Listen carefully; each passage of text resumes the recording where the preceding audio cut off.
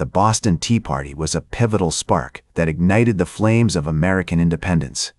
It marked a bold defiance against British tyranny, setting in motion a chain of events that would forever alter the course of history. As we delve into this iconic rebellion, the question echoes through the ages: what happens when a nation's passion for freedom boils over? In the early 18th century, the British Empire, with its vast territories and lucrative trade networks, stood as a behemoth of power and prosperity. The colonies in North America, particularly those in New England, had grown and prospered under British rule, yet a sense of discontent simmered beneath the surface. The seeds of rebellion were sown in the fertile soil of taxation, as the British government sought to consolidate its authority and generate revenue from its colonial possessions. As the 1760s dawned, the British economy was reeling from the costs of the 7 Years' War, which had left the nation deeply indebted. In an effort to alleviate this burden, Parliament passed a series of acts that would have far-reaching consequences for the American colonies. The Sugar Act of 1764, the Stamp Act of 1765, and the Townshend Acts of 1767 all imposed new taxes on various goods, from sugar and stamps to glass, paint, and paper. These levies were designed to raise revenue for the British government, but they also sparked outrage among the colonists, who had no representation in Parliament, and therefore felt that they were being subjected to taxation without consent. In Boston, a city of approximately 16,000 inhabitants, the atmosphere was particularly volatile. The city's merchants and traders had long been accustomed to a degree of autonomy, and the new taxes threatened their livelihoods and their sense of self-governance. As tensions simmered, a group of passionate and articulate individuals emerged to challenge British authority. Men like Samuel Adams, James Otis, and John Hancock would become household names in the years to come as they rallied their fellow colonists against the perceived injustices of British rule. One of the key catalysts for the growing unrest was the presence of British soldiers in Boston. In 1768, a regiment of redcoats had been deployed to the city to maintain order and enforce the collection of taxes. The soldiers' presence was deeply resented by the colonists, who saw them as an affront to their rights and liberties. As the months passed, tensions between the soldiers and the local population continued to escalate, culminating in the Boston Massacre of March 1770, in which 5 civilians were killed and several others wounded. Although the massacre was a traumatic event, it also galvanized opposition to British rule and helped to create a sense of shared purpose among the colonists. The seeds of rebellion were taking root, nourished by the fertile soil of discontent and resistance. In this context, the arrival of 3 ships in Boston Harbor, the Dartmouth, the Beaver, and the Eleanor, would prove to be a pivotal moment in American history, one that would spark a chain reaction of events, culminating in the Boston Tea Party. As the 3 ships, the Dartmouth, the Beaver, and the Eleanor, arrived in Boston Harbor in November 1773, they carried a cargo that would prove to be a powder keg of controversy.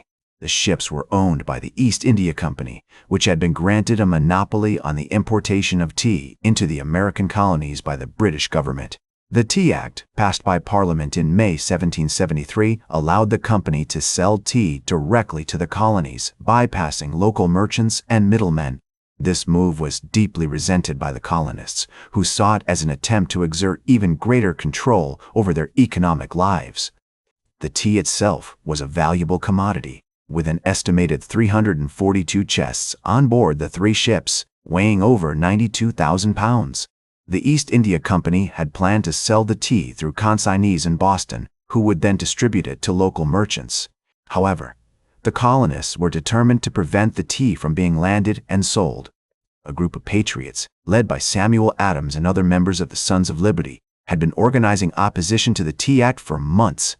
They saw the arrival of the ships as an opportunity to make a bold statement against British tyranny.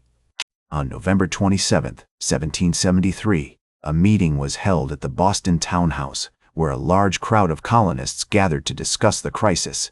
The meeting was attended by many prominent citizens, including Samuel Adams, John Hancock, and James Otis. The atmosphere was tense, with many calling for drastic action to prevent the tea from being landed. It was decided that a committee would be formed to negotiate with the ships. captains, and the customs officials in an attempt to persuade them to return the tea to England without unloading it. Meanwhile, the British authorities were growing increasingly anxious about the situation. Governor Thomas Hutchinson, who had been appointed by the British government to govern the colony, was determined to see the tea landed and sold, despite the opposition from the colonists. He ordered the customs officials to prepare for the arrival of the tea and to take all necessary measures to ensure its safe landing. As the days passed, the tension in Boston continued to build, with both sides digging in for a confrontation that would have far-reaching consequences. On November 30th, 1773, a group of about 100 colonists, disguised as Native Americans, gathered at the home of Benjamin Eddis, the owner of the Boston Gazette. They were planning to take action against the tea ships and had been meeting in secret for several days to discuss their strategy. The group was led by Samuel Adams, John Hancock, and other prominent members of the Sons of Liberty.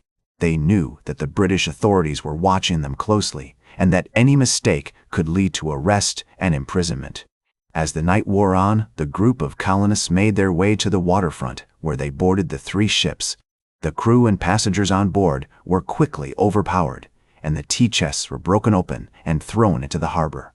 The operation was carried out with remarkable efficiency, with all 342 chests being dumped into the water within a few hours. The Boston Tea Party, as it would come to be known, was a daring and provocative act of defiance against British rule, one that would spark a chain reaction of events leading to the American Revolution. As the tea chests splashed into the harbor, the colonists quickly dispersed, leaving behind a trail of destruction and a defiant message to the British authorities. The crew and passengers on board the ships were shocked and outraged by the sudden attack, but they were powerless to stop it. Governor Thomas Hutchinson, who had been monitoring the situation from his mansion in Milton, was furious when he learned of the raid. He immediately dispatched a messenger to London, informing the British government of the events that had transpired. The news of the Boston Tea Party sent shockwaves throughout the colonies and England. In London, the British government was caught off guard by the boldness and audacity of the colonists. Prime Minister Frederick North and his cabinet were determined to take swift and severe action against the perpetrators, and they began to draft a series of laws that would become known as the Coercive Acts. These laws aimed to punish the colonists for their defiance and to reassert British authority over the colonies. In Boston, the aftermath of the Tea Party was marked by a sense of unease and tension.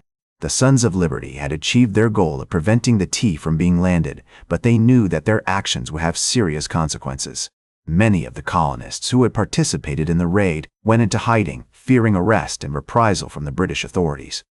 Samuel Adams and other leaders of the Sons of Liberty continued to organize and rally support for their cause, but they were aware that the British government would not take their defiance lightly. In March 1774, the Coercive Acts were passed by the British Parliament, imposing harsh penalties on the colonists and stripping Massachusetts of its autonomy. The Boston Port Act closed the port of Boston until the tea was paid for, while the Massachusetts Government Act effectively abolished the colonial government and replaced it with a British-appointed council. The Quartering Act allowed British soldiers to be quartered in the homes of colonists, and the Quebec Act extended the boundaries of Quebec, limiting the westward expansion of the colonies. The Coercive Acts sparked widespread outrage and resistance throughout the colonies. In Massachusetts, the colonial legislature was dissolved, and a new governing body, known as the Provincial Congress, was established. This Congress, led by John Hancock and Samuel Adams, began to organize a militia and prepare for potential conflict with the British. As the summer of 1774 wore on, tensions between the colonists and the British authorities continued to escalate. In September, the First Continental Congress convened in Philadelphia, bringing together representatives from 12 colonies to coordinate a unified response to the Coercive Acts. The Congress issued a statement of grievances and called for a boycott of British goods, but it stopped short of advocating for independence. In Boston, the presence of British soldiers continued to inflame tensions. In October 1774, a group of colonists clashed with British troops in the town of Salem, marking one of the first violent confrontations between the two sides. The incident was a harbinger of things to come, as the colonies teetered on the brink of war. The Boston Tea Party had unleashed a chain reaction of events that would ultimately lead to the outbreak of the American Revolution, and the course of history was forever altered.